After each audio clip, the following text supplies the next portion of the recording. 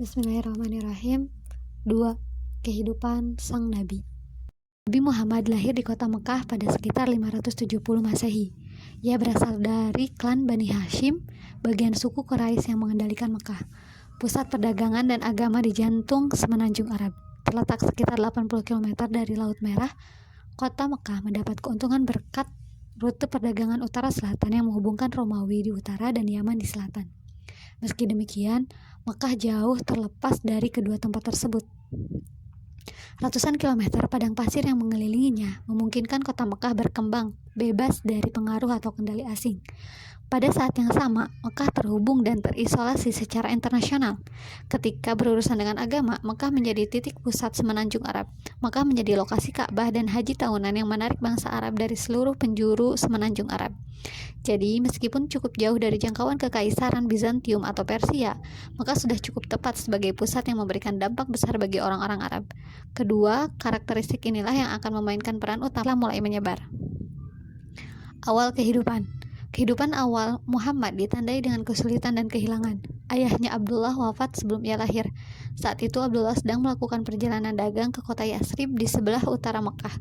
Ibunya Aminah wafat saat ia berusia 6 tahun. Kakeknya yang dihormati Abdul Muthalib kemudian merawatnya. 2 tahun kemudian kakeknya wafat dan Muhammad tinggal dengan paman dari pihak ayah, Abu Thalib. Meskipun berasal dari suku Quraisy yang kaya, Muhammad tidak tumbuh bergelimbang harta. Statusnya sebagai anak yatim piatu dan berasal dari klan Bani Hashim yang dianggap anggota Quraisy rendahan membuatnya tidak tergolong dalam kelas penguasa. Tetapi ia menemani pamannya dalam perjalanan perdagangan ke Suriah saat kecil, memperkenalkannya ke dalam tradisi nomaden Arab yang lampau. Reputasinya sebagai pedagang yang jujur menyebabkan dia mendapatkan 2 nama julukan, As-Siddiq dan Al-Amin, yang berarti yang benar dan dapat dipercaya. Ia pun kemudian dihormati orang-orang Quraisy. Secara teratur, ia dipercaya memegang uang dan transaksi perdagangan ketika bertindak sebagai penengah dalam banyak kasus.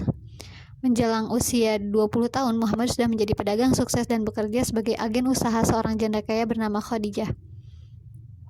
Lama-kelamaan, reputasinya sebagai orang yang jujur dan dapat diandalkan menarik perhatian majikannya itu. Saat Muhammad berusia 25 tahun, Khadijah melamarnya dan diterima meskipun umurnya terpaut jauh.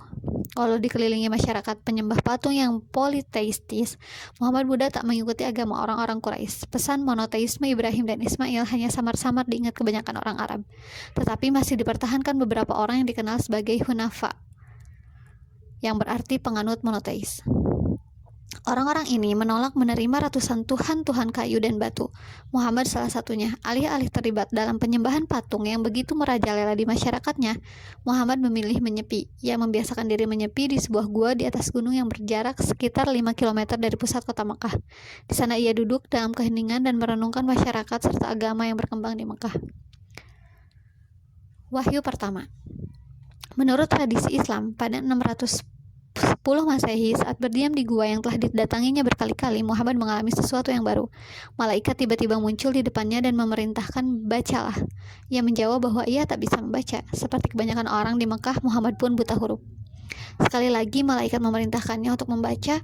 Muhammad menjawab bahwa ia tak bisa. Untuk kali ketiga, malaikat memerintahkan agar ia membaca dan untuk kali ketiga Muhammad menjawab bahwa ia tak bisa. Kemudian malaikat membacakan kepadanya ayat-ayat Quran yang pertama diturunkan. "Bacalah dengan menyebut nama Tuhanmu yang menciptakan. Ia menciptakan manusia dari segumpal darah. Bacalah atas nama Tuhan. Dialah yang telah mengajarkan dengan pena, mengajari manusia yang tidak diketahui." Al-Alaq 1-5. Muhammad mengulangi kata-kata tersebut di hadapan malaikat, yang kemudian memberitahukan bahwa ia Jibril, malaikat yang diutus Tuhan yang Esa, dan Muhammad adalah utusan Allah. Kaget dan takut, Muhammad bergegas pulang ke rumah karena tak tahu apa arti perjumpaan tersebut. Ia pun ditenangkan oleh Khadijah yang mempercayai cerita pertemuan di gua tersebut. Khadijah lalu bertanya kepada sepupunya yang bisa membaca kitab suci umat Yahudi dan Kristen. Saat sepupunya mendengar apa yang terjadi, ia langsung menerima Muhammad sebagai Rasul pembawa pesan pada masa ini, seperti halnya Musa dan Isa sebelumnya. Setelah diperkuat oleh istri dan sepupu istrinya, Muhammad menerima misinya sebagai pembawa pesan Tuhan dan dimulailah kehidupannya sebagai nabi. Orang pertama yang mendengar kenabian Muhammad dan mempercayainya adalah Khadijah, yang dapat dikatakan langsung memeluk Islam sekembali Muhammad dari gua. Nabi mulai mengajak kalangan terdekat masuk ke agama baru ini. Teman terdekatnya, Abu Bakar, sepupu mudanya, Ali, dan pembantunya Zaid semuanya menghormati dan mempercayai Muhammad. Mereka segera memberitahukan kalangan terdekat mereka juga dan perlahan jumlah pemeluk Islam bertambah. Dakwah pertama-tama dilakukan secara sembunyi-sembunyi. Makkah terdiri atas masyarakat politeis sehingga gagasan satu Tuhan yang menggantikan banyak sembahan pasti akan dianggap ancaman. Maka, bulan dan tahun-tahun pertama Islam ditandai dengan berkembangnya kelompok rahasia. Karena takut menghadapi reaksi masyarakat, tetapi tunduk pada gagasan agama baru ini, para pengikutnya disebut Muslim yang berarti orang yang tunduk. Kata Islam itu sendiri yang merupakan akar kata Muslim berarti ketundukan kepada Tuhan dan kehendaknya. Celakalah bagi setiap pengumpat dan pencela yang mengumpulkan harta dan menghitung-hitungnya. Dia mengira bahwa hartanya itu dapat mengekalkannya. Sekali-kali tidak, pasti dia akan dilemparkan ke dalam api neraka. Al-Humazah ayat 1-4. Pada saat yang sama, gagasan inti Islam mulai menemukan bentuk melalui turunnya ayat-ayat yang kemudian disebarkan kepada masyarakat. Monoteisme yang tegas, jauh berbeda dari agama yang ada di Mekah, menjadi tema inti. Menurut Nabi Muhammad, hanya ada satu Tuhan, berhala yang disembah oleh penduduk Mekah tak lebih dari sekedar patung batu dan kayu tak berguna serta tak mampu memberikan manfaat kepada siapapun. Ayat-ayat yang turun juga memperingatkan adanya hari pembalasan, ketika setiap jiwa akan dihadapkan kepada Tuhan untuk dihitung amalnya. Orang-orang yang percaya kepada Tuhan dan melakukan amal baik akan masuk surga abadi sebagai balasannya, dan orang-orang yang ingkar akan dimasukkan neraka dan disiksa selama-lamanya. Akan tetapi, Islam bukanlah agama yang hanya memikirkan teologi dan kehidupan setelah mati. Ayat-ayat yang turun awal juga mencela penyakit sosial yang merebak di Mekah. Dengan meningkatnya kemakmuran dari jalur perdagangan, terbentuklah perbedaan kelas sosial. Orang kaya akan memanfaatkan uangnya untuk mendanai lebih banyak kafilah sehingga menghasilkan lebih banyak uang. Sementara itu, orang miskin akan terus terpinggirkan, terlebih lagi jika ia bukan anggota suatu klan yang kuat. Quran menyatakan ketidakpedulian kepada orang miskin akan merusak kemantapan tatanan sosial yang adil dan akan mengakibatkan hukuman di akhirat nanti. Butuh waktu bertahun-tahun sampai aturan yang berhubungan dengan masyarakat dapat diterapkan. Tetapi semenjak awal sudah jelas bahwa Muhammad datang tak hanya untuk mengubah kepercayaan religius, tetapi juga masyarakat itu sendiri. Ayat-ayat yang turun awal mengulang tema-tema ini beberapa kali. Ayat dan surat yang diturunkan di Mekah yang dapat ditemukan di akhir Quran cenderung pendek dan langsung. Cara ini bekerja dengan baik bagi komunitas Muslim yang baru lahir, yang belum dikenal oleh masyarakat kota Mekah. Saat berkumpul dengan sesama, orang Muslim akan mendiskusikan wahyu terakhir di kalangan mereka dan saling mengajarkan. Saat berkumpul dengan non-Muslim, mereka harus menyembunyikan perpindahan agama dan keyakinannya. Lagi pula, seluruh gagasan baru ini akan mengancam tatanan sosial yang sudah mapan di Mekah.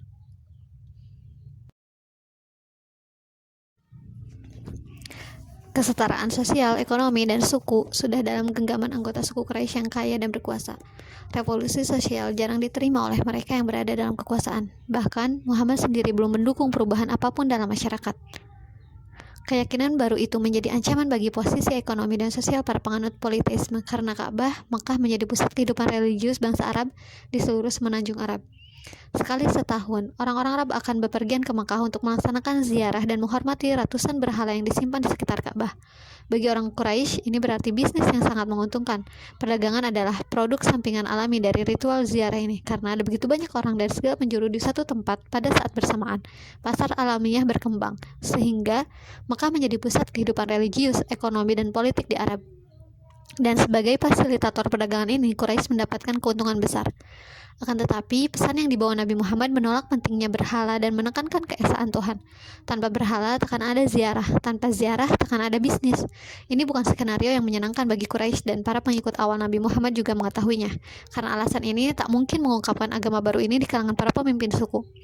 Komunitas Muslim masih kecil dan lemah sehingga belum berani menghadapi konflik ideologi terbuka dengan para penguasa, terutama mempertimbangkan kenyataan bahwa sebagian besar penganut awal adalah orang-orang yang dianggap berada di kelas sosial terbawah.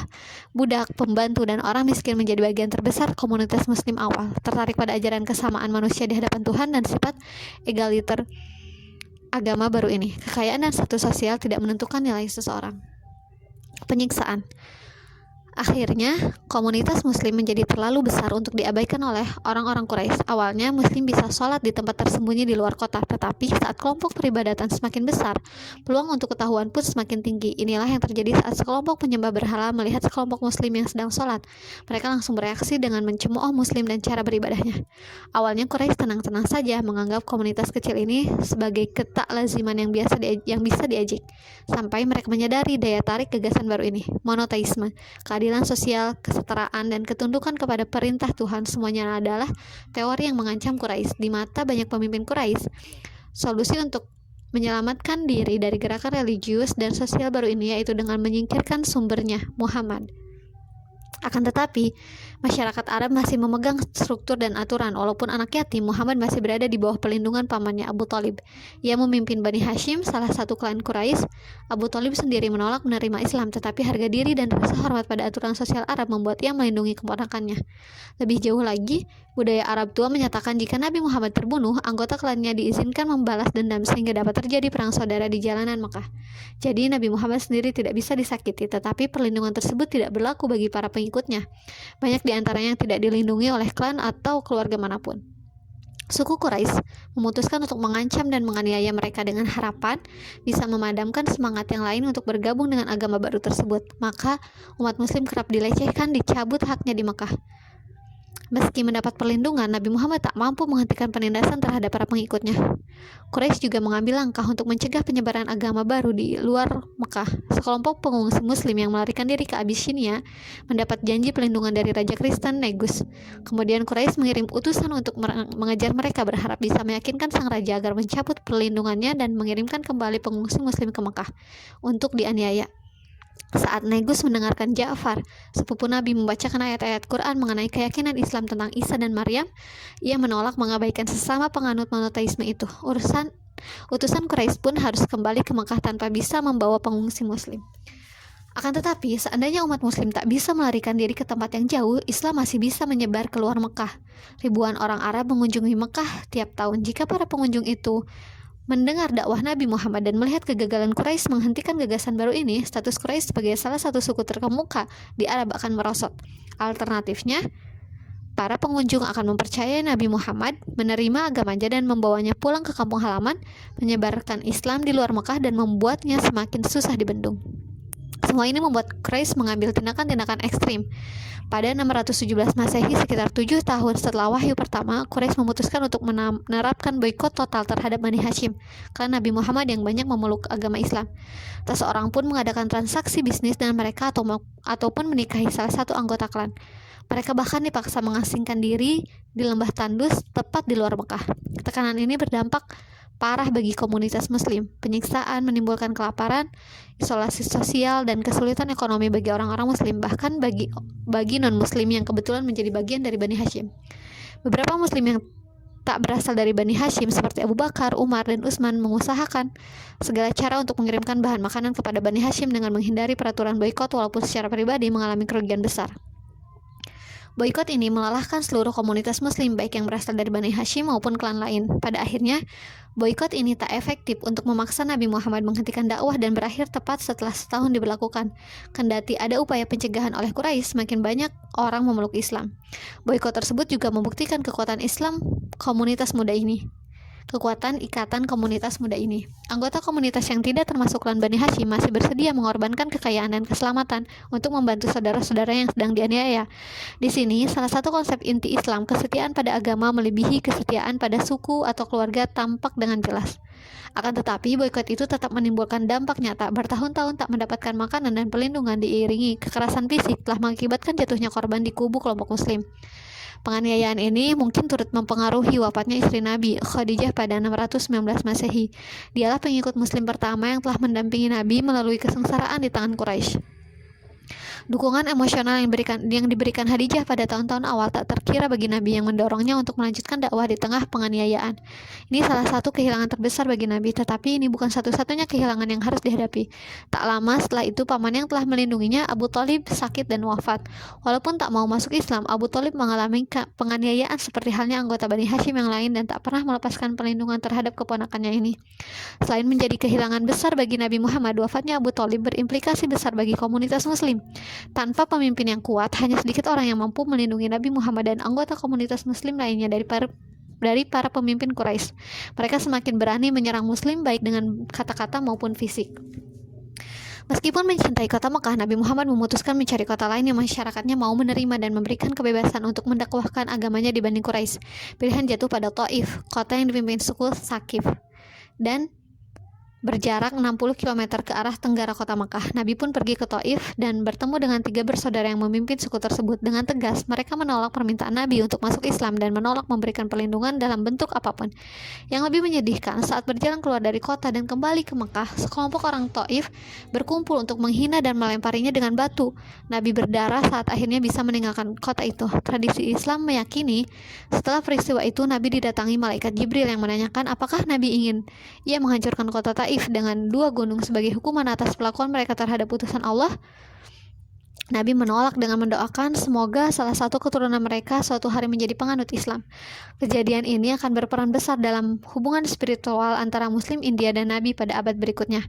Setelah kehilangan dukungan keluarga, ditolak suku tetangga, dan melihat pengikutnya dianiaya karena keimanan mereka, Nabi menyadari perlunya perubahan radikal agar Islam dapat bertahan. Peluang perubahan semacam itu datang dari kota oasis berjarak 300 km di utara Mekah, yaitu Yathrib. 2 suku utama Yathrib, Aus dan Khazraj, terlibat dalam perebutan kekuasaan yang mematikan pada 610-an Masehi. Yang membuat masalah jauh lebih menjengkelkan, suku Yahudi juga tinggal di Yathrib dan mengalami kesulitan hidup bersama dengan suku Arab lokal. Reputasi Nabi sebagai orang yang dapat dipercaya dan dapat diandalkan telah terkenal di Yathrib. Pada 620 beberapa orang terhormat dari Yathrib pergi ke Mekah untuk menawarkan emigrasi ke Yathrib guna menjadi pemimpin dan penengah dalam perselisihan mereka. Nabi Muhammad menerima tawaran tersebut dan mendorong pengikutnya di Mekah untuk melakukan perjalanan bersama ke Yathrib, tempat tak ada penindasan Quraisy. Nabi sendiri menjadi salah satu orang terakhir yang meninggalkan Mekah pada 622.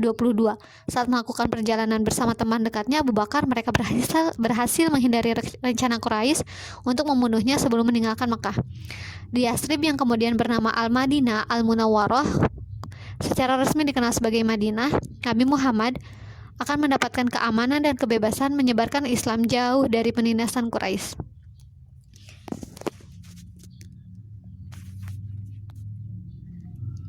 Madinah. Kepindahan Nabi dari Mekah disebut hijrah yang berarti emigrasi. Ini menjadi titik balik sejarah Islam awal dan sekarang digunakan sebagai permulaan kalender Islam. Komunitas Muslim tak lagi menjadi kelompok terpinggirkan dan Nabi Muhammad juga tidak terasingkan secara sosial. Komunitas Muslim akan mengubah Madinah menjadi negara Muslim pertama. Serangkaian teladan dari Nabi selama 10 tahun di Madinah akan menginspirasi ratusan tahun kehidupan politik, tatanan sosial, dan ekonomi Muslim. Akan tetapi, kehidupan di Madinah tetap menantang. Yang paling utama soal perpaduan baru antara emigran dari Mekah disebut muhajirin dan penduduk asli Madinah kaum Ansor. Kaum muhajirin bukanlah unit kohesif tunggal. Tak ada satu klan di Mekah yang semua anggotanya masuk Islam, maka komunitas emigran terdiri atas kelompok yang beragam tanpa perlindungan dari klan atau suku.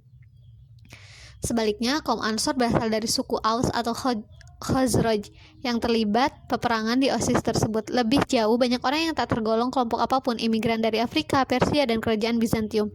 Salah satu pertanyaan besar bagi kebanyakan Muslim adalah kemana loyalitas harus ditumpukan. Untuk itu, Nabi Muhammad menjelaskan bahwa gagasan tua pra-Islam soal kesetiaan sudah usang. Sebagai gantinya diajukan arti penting kesetiaan kepada umat negara Muslim. Dalam pandangan Nabi Muhammad, tidak peduli apakah seorang Muslim berasal dari Quraisy, Aus, Khazraj, atau bahkan suku Yahudi, begitu memeluk Islam, mereka menjadi bagian komunitas persaudaraan baru yang berdasarkan keyakinan bersama, bukan keturunan.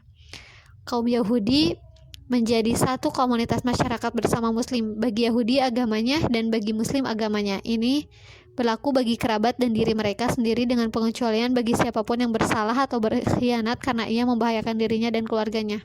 Piagam Madinah. Tata politik dan sosial baru Nabi Muhammad di Madinah dikodifikasi dalam naskah yang disebut Piagam Madinah. Piagam ini memerinci bahwa di bawah otoritas Nabi Muhammad, Madinah akan menjadi negara berdasar hukum Islam. Umat akan menjadi satu unit politik. Lebih jauh, Nabi Muhammad berperan sebagai penengah utama. Hukum Arab kuno yang menghargai pembalasan atas ketidakadilan dihilangkan untuk mendukung sistem hukum terstruktur berdasar hukum Islam. Piagam ini memberikan kebebasan kepada kaum Yahudi untuk menjalankan agamanya, tetapi mereka harus mengakui otoritas politik Nabi Muhammad di kota ini dan bergabung dalam kelompok pertahanan bersama bila ada serangan dari Quraisy. Entitas politik baru Nabi di Madinah akan menjadi model negara Islam selama berabad-abad dalam pemerintahan Muslim, terutama yang berhubungan dengan perlakuan terhadap minoritas non-Muslim. Bentuk wahyu yang turun pun berubah untuk menyesuaikan dengan keadaan komunitas Muslim. Ayat-ayat dan surat yang diwahyukan kepada Nabi Muhammad di Madinah cenderung lebih panjang dibandingkan dengan yang di Mekah. Wahyu tersebut memerinci berbagai hal seperti bentuk peribadatan, perpajakan, warisan, serta hubungan antara Muslim dan non-Muslim. Quran memberikan panduan umum tentang bagaimana umat Muslim harus bersikap, dan bila perlu, Nabi Muhammad menjelaskan secara terperinci serta tepat. Kata-kata dan tindakan Nabi dikenal sebagai hadis, menjadi sumber penting petunjuk hukum setelah wahyu Tuhan. Tetapi Quran tidak hanya menyoroti aspek hukum dan tatanan sosial. Banyak ayat Madiniyah menerangkan kisah-kisah Nabi terdahulu. Cerita tentang Nuh, Ibrahim, Musa, Daud, dan Isa semuanya diterangkan secara detail kepada pengikut Nabi, yang sungguh-sungguh menjelaskan bahwa Nabi Muhammad hanyalah Nabi terakhir dari serangkaian panjang Nabi sebelumnya, dan pesan yang dibawanya tak berbeda dari yang lain. Banyak dari kisah tersebut yang ditujukan kepada kaum Yahudi dan di Madinah. Di permukaan, mereka memiliki banyak kesamaan dengan kaum Muslim. Kedua kaum ini sama-sama menganut monoteisme di daerah yang mengedepankan politeisme. Keduanya menghormati Nabi yang sama, dan pada awal kenabian keduanya beribadah menghadap Yerusalem. Akibatnya, beberapa orang Yahudi di Madinah menerima Muhammad sebagai nabinya dan masuk Islam. Kitab suci Yahudi berbicara tentang Mesias, dan bagi mereka Nabi Muhammadlah manusia yang dijanjikan, tetapi lebih banyak yang menolaknya.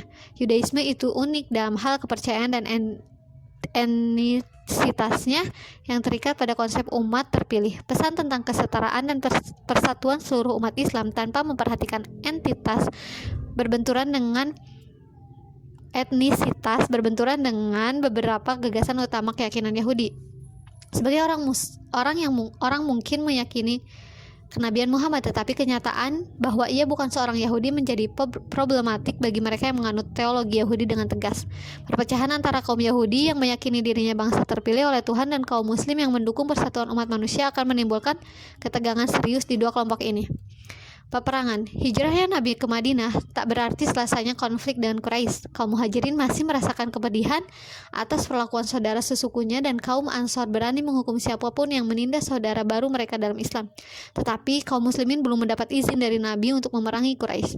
Tentu saja peperangan merupakan kegiatan yang serius, terutama di Semenanjung Arab, tempat peraturan rumit mengenai kehormatan dan pembalasan telah berlaku selama berabad-abad. Lebih jauh, Quran sendiri meneguhkan tentang kesakralan hidup dan betapa mengerikannya mencabut kehidupan secara tak adil. Maka kaum muslim ragu-ragu melakukan tindakan militer melawan Mekah meskipun bertahun-tahun mengalami penindasan di sana. Akan tetapi keadaan itu segera berubah pada masa Nabi Muhammad di Madinah.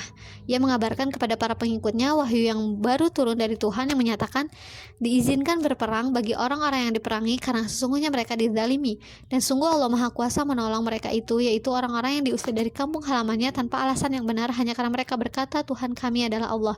Al-Hajj 39-40. Wahyu baru ini menegaskan kepada pengikut Nabi bahwa perang telah diizinkan, bahkan wajib saat Muslim sedang ditindas. Ayat-ayat itu juga menandai aspek penting tentang peran Islam di dunia. Agama ini bukan sekadar seperangkat keyakinan tentang yang gaib, melainkan juga panduan hidup lengkap yang membahas semuanya, dari ritual ibadah, hubungan luar negeri, sampai teologi, seperti yang mereka lakukan dengan perintah lain dalam Quran. Kaum muslimin di Madinah berani menunjukkan sumbangsih mereka dan mengikuti perintah baru ini. Kesempatan terbuka pada 624 Masehi saat kaum muslim mengerahkan pasukan kecil sekitar 300 orang untuk mencegah kafilah Quraisy yang sedang melintasi Madinah. Pasukan muslim tak mampu mencapai rombongan kafilah, tetapi malah bertemu dengan kekuatan Quraisy yang jauh lebih besar yang dikirim untuk melindungi kafilah tersebut. Di Perang Badar, berjarak sekitar 100 km barat laut Madinah, pasukan muslim mendapatkan kesempatan untuk kali pertama melawan bekas penindasnya secara fisik. Meskipun kalah jumlah, pasukan muslim yang dipimpin Hamzah, paman Nabi, berhasil memukul mundur pasukan Mekah dan menahan banyak tawanan. Kemenangan ini mengukuhkan pihak muslim sebagai kekuatan politik dan militer yang nyata. Pada saat yang sama, kemenangan ini menurunkan wibawa Quraisy di mata bangsa Arab lainnya. Orang-orang Quraisy tentu tak mau membiarkan kekalahan memalukan ini tak terbalaskan. Tahun berikutnya, pasukan Mekah dalam jumlah yang jauh lebih besar dikumpulkan. Tujuannya mengganggu Madinah sehingga dapat menurunkan pamor Nabi Muhammad dan memicu pertanyaan tentang kemampuannya dalam melindungi pengikutnya. Pasukan tersebut berkemah beberapa kilometer di utara kota Madinah, di bawah bayang-bayang gunung Uhud yang mengesankan. Di sana mereka merusak lahan pertanian di desa-desa sekitar Madinah. Sebagai bagian dari piagam Madinah, Nabi Muhammad telah bersumpah untuk melindungi kota dan isinya sehingga terpaksa mengorganisasikan pasukan untuk keluar dan menghadapi tentara Mekah. Akan tetapi, ada sekelompok orang di dalam kota yang menentang rencana ini. Mereka percaya bahwa cara terbaik adalah meninggalkan lahan pertanian untuk menjaga diri dan tetap mempertahankan pasukan di dalam kota. Mereka didukung oleh dua suku Yahudi di kota Madinah yang menolak pergi ke Uhud untuk memerangi kekuatan yang lebih besar. Akhirnya Nabi Muhammad bergerak menuju Uhud dengan jumlah pasukan yang lebih kecil daripada perkiraannya. Hasil perang ini menjadi malapetaka bagi pasukan muslim. Pasukan Mekah yang dipimpin Khalid bin Walid yang cerdas yang nantinya masuk Islam dan memimpin pasukan Islam ke Suriah berhasil memukul mundur pasukan muslim dari medan pertempuran dan naik ke lereng Uhud. Hamzah pahlawan Badar gugur dalam pertempuran dan tubuhnya dimutilasi oleh orang-orang Quraisy. Nabi Muhammad sendiri bersama sekelompok kecil tentara muslim sempat dikepung pasukan Mekah dan terluka dalam pertempuran terbuka yang terjadi. Pasukan Quraisy yang telah mengalahkan pasukan muslim dan merasa yakin sudah berhasil merusak reputasi Nabi Muhammad mundur dan kembali ke Mekah.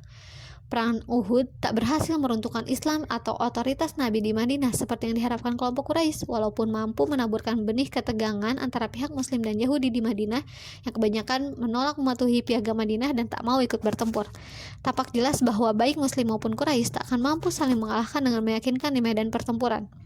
Kedua belah pihak terpaksa berusaha mencari dukungan dari berbagai suku Arab di wilayah itu. Masing-masing ingin dapat mengungguli musuhnya secara khusus, maka berharap mendapat dukungan dari Yahudi Madinah yang sepertinya berniat mengeluarkan Nabi dari tengah-tengah mereka. 5 tahun setelah hijrah Nabi, pasukan Mekah mengepung kota Madinah dari utara dan meminta bantuan salah satu suku Yahudi Madinah yaitu Bani Quraiza yang tinggal di daerah pinggiran selatan kota. Ini menjadi pertaruhan yang penuh perhitungan bagi suku Yahudi tersebut. Kepungan ini tampak menjanjikan dan dengan bergabung bersama Quraisy mereka dapat menyapu Nabi Muhammad serta pengikutnya, tetapi ternyata persekutuan Quraisy dan Yahudi ini tak berhasil. Berdasarkan saran imigran Persia bernama Salman, Nabi Muhammad memerintahkan penggalian parit di sekeliling kota untuk menghalangi kepungan pasukan Mekah. Perang parit ini membuahkan kegagalan yang menjadi malapetaka bagi Quraisy yang bahkan gagal merusak kekuatan Nabi di dalam kota. Tetapi perang ini lebih memperburuk Bani Quraiza. Mereka telah melanggar syarat perjanjian piagam Madinah dan karenanya harus dihukum sesuai perjanjian. Seorang penengah ditunjuk untuk memutuskan hukuman bagi suku tersebut, yang memerintahkan laki-laki yang terlibat dalam pengepungan dihukum mati, sedangkan wanita dan anak-anak dibuang dari kota. Nabi Muhammad sedang menegaskan standar penting saat menangani Yahudi di Madinah, yang memperjelas bahwa hukum Islam tidak mempermasalahkan kehadiran non-muslim yang hidup di negara Islam. Selama bertahun-tahun, Yahudi Madinah telah mendapat toleransi, tetapi saat mereka gagal memenuhi perjanjian yang dibuat dan mengancam keamanan negara Islam, hukuman pun harus dijatuhkan. Seperti semua hal yang telah dia lakukan, sikap Nabi Muhammad dalam menangani Bani Quraiza menjadi presiden dalam ratusan tahun hubungan Muslim dengan non-Muslim. Kemenangan. Setelah posisinya di Madinah aman, akhirnya Nabi Muhammad dapat membuat perjanjian dengan Quraisy dalam posisi yang sederajat. Karena percaya diri dengan stabilitas negara muslim dan diilhami oleh wahyu baru yang menjanjikan kemenangan, Nabi Muhammad mengirimkan 1.500 tentara ke Mekah pada 628. Tujuan pasukan ini bukan untuk berperang, mereka mengenakan 2 potong kain untuk berhaji dan hanya membawa pedang. Tak ada persenjataan, kavaleri, dan panji-panji perang. Nabi Muhammad berharap dapat masuk ke Mekah dan Ka'bah dengan damai untuk menjalankan ibadah haji. Orang-orang Mekah yang tercengang dengan keberanian kaum muslim kemudian mengambil keputusan, jika mengizinkan Nabi Muhammad dan pengikutnya memasuki Mekah, mereka akan tampak lemah di mata suku Arab lain karena tak mampu mencegah pasukan yang hampir tak bersenjata untuk memasuki kota. Sebaliknya, peran utama mereka di Mekah untuk melayani ziarah bagi setiap orang dianggap sebagai tugas yang sangat serius. Akhirnya, mereka merundingkan perjanjian dengan Nabi Muhammad. Mereka setuju untuk mengosongkan Mekah selama 3 hari agar Nabi Muhammad dan kaum muslim bisa menyelesaikan ibadah haji pada tahun depan. Nabi Muhammad pun harus kembali ke Madinah pada tahun tersebut tanpa ia bisa mengunjungi kampung halamannya. Selanjutnya disepakati juga gencatan senjata Mekah dan Madinah akan menahan diri untuk tak berperang selama 10 tahun. Sebagian kaum muslim tak puas dengan syarat-syarat perjanjian Hudaibiyah karena berharap bisa segera masuk ke Mekah atau bahkan menaklukkan Quraisy. Akan tetapi perjanjian ini memberikan waktu istirahat dan konflik sehingga Nabi Muhammad bisa mengembangkan Islam keluar Madinah tanpa ancaman perbedaan dari dalam dan serbuan dari luar. Kini dia mendapat kebebasan mengirimkan pendakwah ke seluruh semenanjung Arab dan di luarnya Bizantium dan Kekaisaran Persia di utara. Suku-suku Baduy sendiri masuk Islam secara bersamaan dan menggabungkan diri dengan Nabi. Bahkan orang-orang Mekah pun mulai beralih. Khalid bin Walid dan Amr bin As, 2 pemimpin militer Quraisy terbesar, meninggalkan Mekah dan bergabung dengan Nabi Muhammad di Madinah beberapa tahun setelah perjanjian Hudaibiyah. Perjanjian tersebut tak mampu memberikan kendali langsung atas tempat paling suci ini, tetapi memungkinkan Islam tumbuh secara eksponensial di seluruh jazirah Arab. Hal itu sangat mengecewakan para tokoh keras kepala di Mekah yang berharap bisa menghentikan Islam beberapa tahun sebelumnya. Selanjutnya, kesucian perjanjian tak sepenuhnya dipatuhi. Hanya 2 tahun setelah disepakati, suku sekutu Quraisy melancarkan serangan kejutan terhadap suku sekutu Nabi Muhammad tepat di luar kota Mekah. Ini merupakan pelanggaran atas perjanjian perdamaian total selama 10 tahun. Karena perjanjian telah batal, Nabi Muhammad dapat menyuruh pada sekutu-sekutu anyarnya di seluruh kemenanjung untuk bergabung dalam ekspedisi baru ke Mekah. Akan tetapi kali ini mereka akan bepergian sebagai peziarah damai. Nabi Muhammad akhirnya berada dalam posisi yang kuat. Ribuan muslim dari seluruh semenanjung sekarang berada di bawah perintahnya, terikat oleh persekutuan dan kesatuan agama untuk bergabung dengan pasukan Nabi kapanpun diperlukan. Pada titik ini, orang-orang Mekah tahu bahwa tak mungkin mereka mengalahkan pasukan Nabi. Sekarang Mekah melawan puluhan suku yang bersatu untuk kali pertama dalam sejarah Arab. Usaha negosiasi antara Muhammad dan Quraisy berakhir dengan kegagalan. Maka pada 630 Masehi, pasukan yang berjumlah lebih dari 10.000 umat muslim yang datang dari seluruh penjuru Arab berbaris menuju kota suci Mekah. Sebagian besar penduduk Mekah menyadari bahwa perlawanan akan sia-sia. Dengan pengecualian sejumlah pertempuran kecil-kecilan, pasukan Nabi Muhammad memasuki Mekah tanpa pertumpahan darah. Kemenangan atas tempat kelahiran ini dipandang pengikutnya sebagai kemenangan akhir Islam atas politeisme, kebenaran di atas kesalahan. Ratusan berhala yang mengelilingi Ka'bah dihancurkan, menjadikan tempat suci ini sebagai tempat menyembah satu Tuhan. Bagi banyak orang Mekah, termasuk pemimpin Quraisy, Abu Sufyan, penaklukan yang sempurna ini tanda bahwa berhala mereka tak lebih dari patung kayu dan batu kasar. Mereka menyerah kepada Nabi Muhammad, orang yang telah mereka tindas, dikejar-kejar di luar kota dan diperangi. Sebaliknya, Nabi Muhammad membuktikan diri sebagai penakluk yang lemah lembut. Hampir semua orang Mekah dibebaskan tanpa dilukai. Sikap luar biasa bagi orang yang akrab dengan perang suku brutal tiada ampun. Sekali lagi, Nabi Muhammad memberikan contoh bahwa kenabiannya ditandai dengan era baru serta aturan dan kebiasaan baru. Periode pra-Islam jahiliyah berarti kebodohan harus ditinggalkan selama-lamanya. Kembalinya Nabi Muhammad ke Mekah sangatlah luar biasa, mengingat keadaan hidupnya pada tahun-tahun sebelumnya hanya 8 tahun setelah membebaskan diri dari penindasan. Pada tengah malam, Nabi Muhammad kembali ke kampung halaman sebagai pemimpin pemenang bersama ribuan pasukan. Di Mekah, ia hidup sebagai pedagang terpercaya, menjadi pemberontak yang tak disukai dalam melawan politeisme, musuh yang jauh, penakluk penuh kebajikan di tanah asalnya sendiri. Tak diragukan lagi, cepatnya pencapaian kekuasaan dan kemampuan menghancurkan persaingan lama antar suku di bawah bendera persatuan Islam dilihat sebagai keajaiban dan tanda kenabian oleh banyak orang. Kaum muslim pada zaman itu termasuk yang menderita pada awal-awal tahun penindasan di Mekah dan yang baru masuk Islam serta penaklukan Mekah menjadi yakin bahwa ada yang istimewa tentang Islam. Di mata mereka, Islam dibimbing dan dilindungi Tuhan dan mereka mendapat misi khusus untuk menyebarkan agama sejati ini ke seluruh dunia. Pola pikir ini akan memainkan peran besar dalam cara kaum muslim memandang dirinya di panggung dunia dalam sepanjang sejarahnya.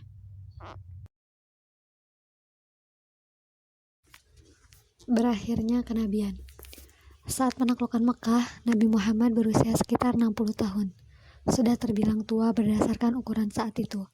Melalui ucapannya dan wahyu Quran yang terus turun, prinsip ajaran Islam diformalkan, mencakup semua hal dari urusan keyakinan, perintah ibadah, hingga petunjuk bagi pemerintahan Islam.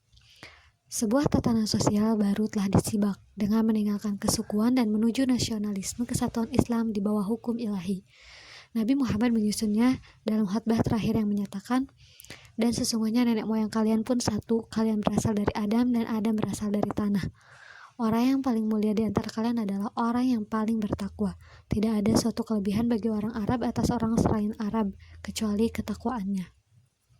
Pesan keagamaan dan sosial berjalin kelindan dengan pesan politis menyatukan kerajaan muslim yang menjangkau seluruh semenanjung Arab. Untuk kali pertama dalam sejarah, seluruh bangsa Arab bersatu. Mereka bahkan mampu menyerang suku-suku yang tinggal di selatan, berbatasan dengan Bizantium dan Persia. Ia menjadi pencapaian yang takkan diremehkan oleh kedua kekaisaran besar itu, yang segera menyoroti penyebaran Islam dengan serius. Setelah penaklukan Mekah, Nabi Muhammad kembali ke Madinah. Lagi pula, ia telah berjanji untuk memimpin umat muslim dari kota oasis ini 8 tahun sebelumnya, saat suku Aus dan Khazraj mengundangnya.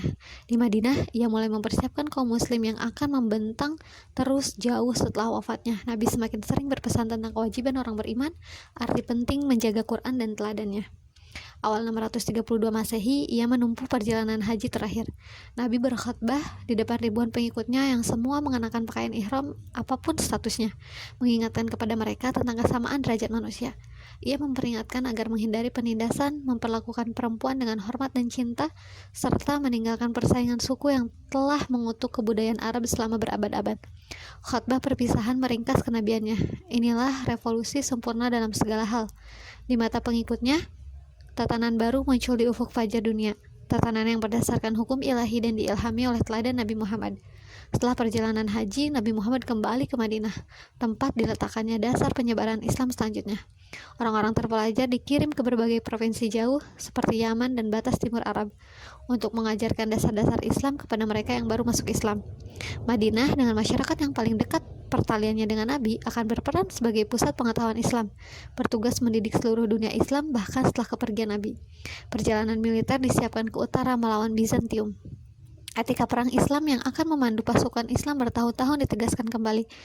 Menurut keyakinan Islam, Nabi Muhammad berperan sebagai utusan Tuhan, menyampaikan kata-kata Tuhan dalam Quran dan bertindak sebagai teladan bagi kaum muslimin. Setelah 23 tahun bertindak sebagai Nabi Allah, misinya pun selesai. Quran telah difinalisasi dan dicatat dalam lembar-lembar kulit, daun, dan tulang. Tetapi yang lebih penting telah dihafal seluruhnya oleh sahabat-sahabat Nabi. Tradisi pra-Islam dalam menghafal syair panjang membuat bangsa Arab mampu memelihara dan memastikan terjaganya buku suci Islam.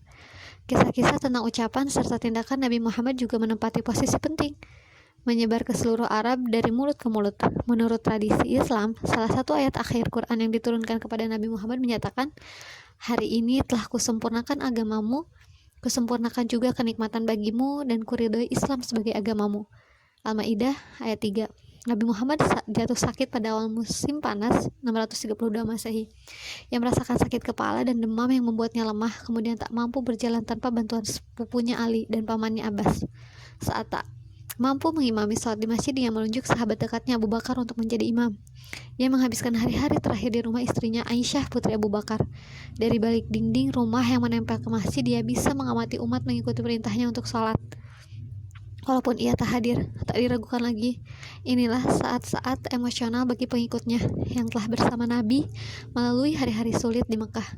Perang yang kejam melawan Quraisy saat menegakkan kekuasaannya dan kemenangan tanpa pertumpahan darah saat menaklukkan Mekah. Mereka telah menjadikan Nabi Muhammad sebagai sumber petunjuk dan kepemimpinan dalam segala bidang kehidupan. Nabi semakin sering berbicara tentang kematian dan bahkan tak mampu bangun untuk mengimami sholat, sangat membuat sedih umat Islam. Hari-hari terakhirnya dihabiskan di rumah dengan kepala di pangkuan Aisyah. Anggota keluarga dan teman-teman datang menengok, berharap bisa melihat tanda-tanda kepulihan pemimpin mereka. Tetapi satu aspek sentral Islam adalah monoteisme tanpa kompromi. Nabi Muhammad mengajarkan bahwa hanya Tuhan yang kekal. Semua makhluk, entah binatang, manusia, bahkan malaikat pun akan mengalami kematian menurut keyakinan Islam. Maka saat mempersiapkan diri atas wafatnya, Nabi mereka menyadari Islam akan terus berlanjut sepeninggalnya. Pengikut Nabi Muhammad yang memiliki ikatan emosional sangat dalam dengan sosok yang telah mengeluarkan mereka dari era politeisme pra-Islam dan perang suku tak mampu membayangkan hidup tanpa Nabi. Pada 8 Juni 632 dengan kepala Nabi di pangkuan Aisyah dan para sahabat berkumpul di masjid sambil berharap mendengar junjungannya pulih kembali, era pertama sejarah Islam yang merentang dalam 23 tahun masa kenabian pun ditutup saat Nabi Muhammad mengembuskan nafas terakhir.